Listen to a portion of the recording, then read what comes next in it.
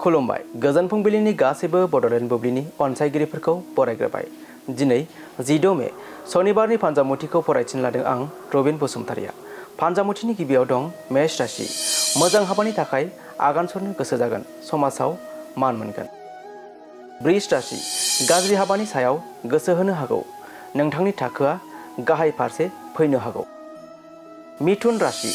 नखरनि सोद्रोमाजों मोजां सम बारहोनो हागोन, साना रंजा-बाजायै थांगोन। कर्कट राशि। गोजाम लोगोखौ हरखाबै लोगो मोननो हागौ, गोसोखौ मोजां मोनगोन। सिंह राशि। नोंथांनि देहायाव हरखाबै जेंना नुजानो हागौ, देहाखौ जोथोनै लानांगोन। कन्या राशि।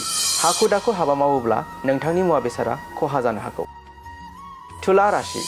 दावबायनायनि थाखाय मोजां सान, रांखान्थियारि बिथिङाव सांग्रां जानांगोन। वृश्चिक राशि।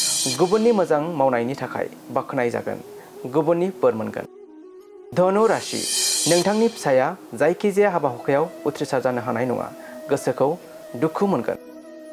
मकर राशि। हाबा-हुखायाव मुखुब जागोन, देहायाव मेंनाय मोनगोन। कुम्भ राशि।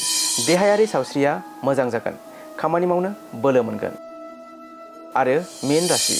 देहायाव बेराम आजार नुजानो हागौ, जानाय लोंनायाव सांग्राङै थानांगोन।